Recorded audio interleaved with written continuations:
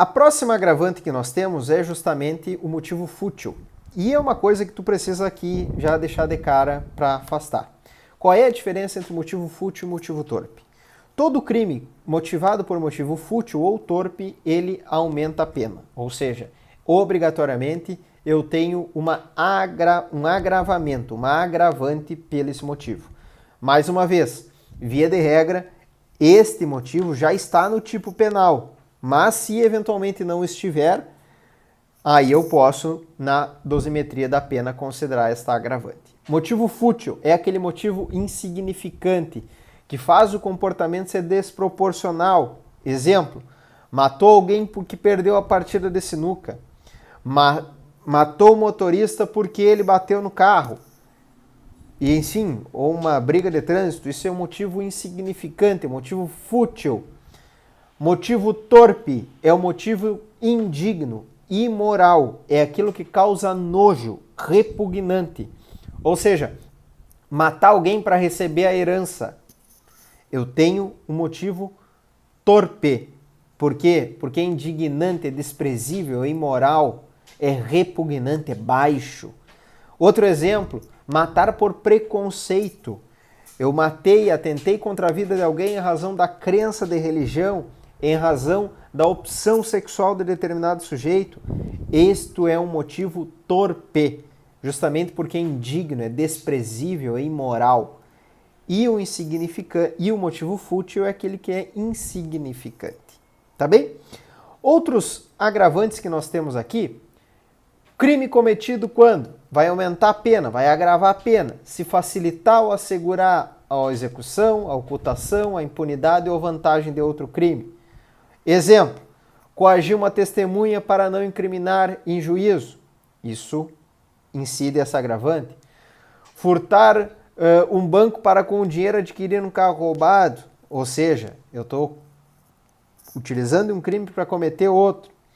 E assim sucessivamente. Outro motivo que eu tenho aqui que agrava a minha pena é quando o crime é cometido por traição, emboscada ou mediante difícil defesa de vítima, quer dizer, que dificultou e tornou impossível a defesa da vítima. Exemplo, aquela vítima que sofre uma emboscada, que é surpreendida enquanto dorme, ou que é atacada pelas costas, ou quando a vítima fica surpresa com o ataque. Nesse contexto eu tenho uma agravante, mas mais uma vez, o exemplo que eu estou dando é um exemplo de homicídio. Isto já qualifica um homicídio, ou seja, já está muitas vezes sendo incorporado no tipo penal, mas se eventualmente não estiver, poderá ser aumentado esta agravante. Outra agravante que nós temos, quando o crime é cometido com emprego de veneno, fogo, explosivo, tortura ou outro meio que possa também resultar em perigo comum. Muitas vezes esse perigo comum é bastante utilizado quando eu tenho utilização de fogo para tentar a vida contra uma pessoa, mas também atinge outras coletividades e assim sucessivamente. Tá bem? Ainda, aquilo que eu dei do exemplo no começo, crime contra ascendente, descendente, irmão ou cônjuge, também agrava a pena, se cometido então contra qualquer um desses agentes. Detalhe, cuidado para isso já não estar sendo considerado no tipo penal. Tá bem?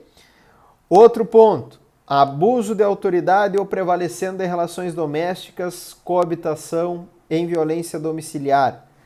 O que é violência doméstica? O que isso agrava a minha pena?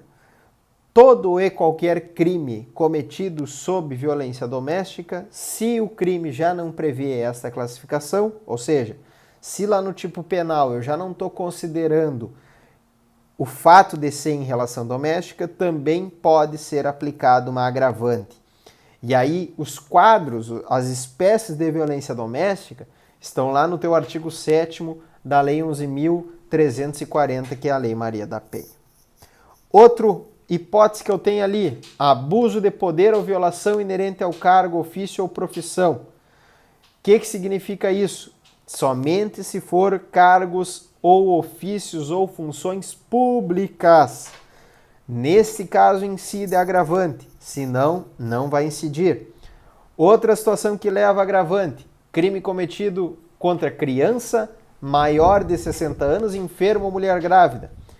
Também aqui deve ser considerado a inferioridade de capacidade de defesa das vítimas. Por isso que todo crime cometido contra essas pessoas também tem uma agravante ao final, tá bem? E assim, outras tantas que nós estamos ali elencando, mas o que eu chamo a atenção é para a última ali, estado de embriaguez pré-ordenada. Ou seja, o agente que comete um crime embriagado e se coloca na situação de embriaguez de forma propositadamente, que essa seria a palavra, para cometer o delito, ele se colocou em estado de embriaguez de forma proposital, significa que vai ter então um aumento de pena. Ah, mas então se eu dirigir sob efeito de ingestão de álcool, eu também vou ter esse aumento de pena? Não. Por quê? Porque já tem um crime específico colocando o estado de embriaguez no tipo penal. Agora, se eu cometer qualquer outro delito, exemplo, muito comum também, crime de violência doméstica, feminicídio, lesão corporal no ambiente doméstico, muitas vezes o agente se coloca em estado de embriaguez pré-ordenada.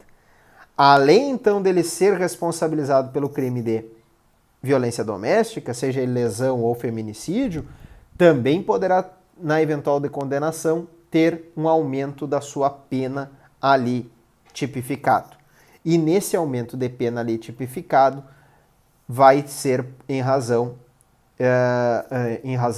da embriaguez pré-ordenada, a agravante vai ser aplicada. Por fim, o artigo 62 também coloca caso de concurso de pessoas, em que também eu tenho uma possibilidade de agravamento da pena.